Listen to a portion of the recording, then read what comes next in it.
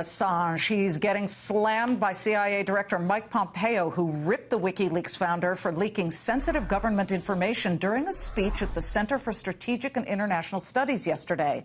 Pompeo saying, quote, "It's time to call out WikiLeaks for what it really is, a non-state hostile intelligence service often abetted by state actors like Russia. WikiLeaks walks like a hostile intelligence service and talks like a hostile intelligence service, overwhelmingly focusing on the U.S. while seeking support from anti-democratic countries." Obviously, tensions with Russia are very tight right now. Let's not forget Syria and now North Korea.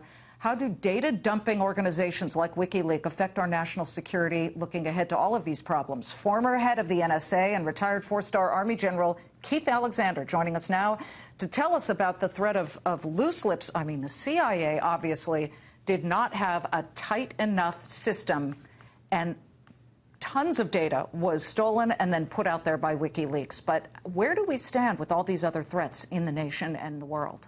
Well, first, if you start with what Director Pompeo said, first, I know him personally. He's a tremendous guy. And what he talks about and what he's saying there, I think is absolutely correct. We should call it what it is. WikiLeaks says they're for all these things. But if you look at what they've leaked and how they've done it, Director Pompeo is exactly right. It's been largely against the United States. It goes back to Snowden, which I have some experience in. Well, let's just be clear to our viewers. You were NSA director when Edward Snowden, call him what you will, but either a traitor or a whistleblower leaked the NSA information. I think the former. Yes.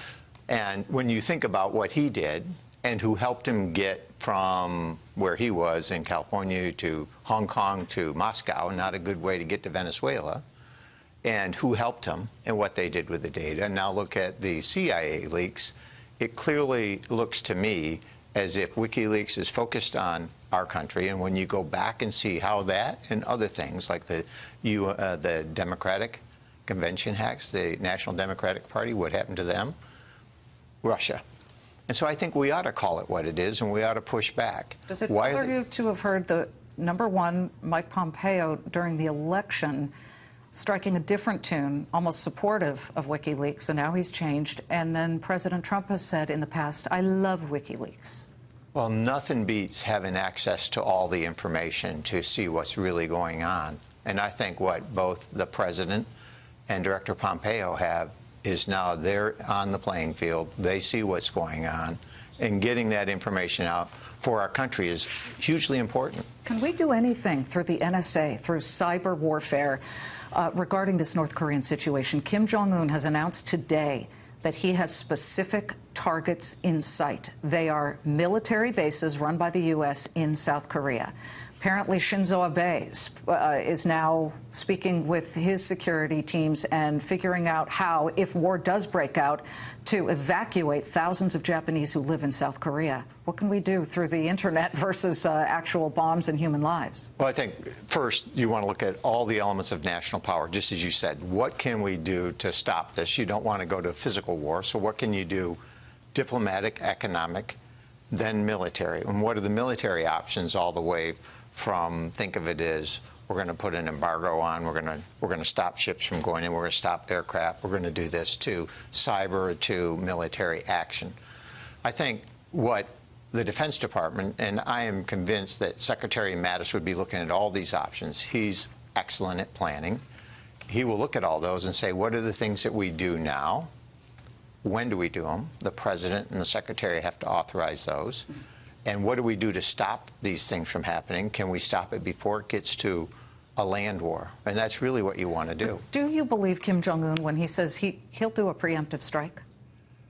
Hard to say. You know, to be honest, I see both sides. I'm not saying I don't believe him. I think he could do it. He could do it. I think, you know, the question is, why has he done all the things he's done to date in terms of the nuclear tests, in terms of all the missiles, when Xi Jinping, President Xi Jinping was here? Why do those things? It's to, one, show his people he's in charge. I believe this is a huge problem for us because he could make a miscalculation that could cause a war. And that's how most of these start.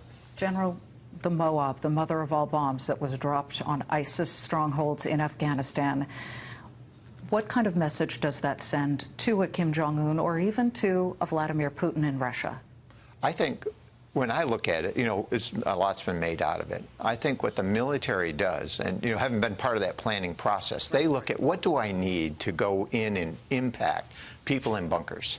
And so the question is, what type of damage do you need to create to do that? And it depends on the depth, where the people are, what kind of tunnels you're going after, and what ordnance you have to do it. It's actually a tactical decision. And it really comes down to, having been involved in some of those, in Desert Fox and others, what you actually do is you say, I have these munitions, I have to get these effects, and here's what I have to do it. And so it's not a question. 36 ISIS fighters dead, according to the Afghanistan leadership. So what you would ask the military planners to do is, what ordnance do you need? So what does that say to answer your question, what it says to Russia and to North Korea and others is that, one, we have a president who's going to act in our best interests and is not, he's not holding back. He's going to do the right thing and do it when he needs to. I think that's a great message. General Alexander, I wanted to feel better after talking to you, but I might feel a little more nervous. But thank you so much, and happy holiday weekend to you. Same to you, Liz. General Keith Alexander.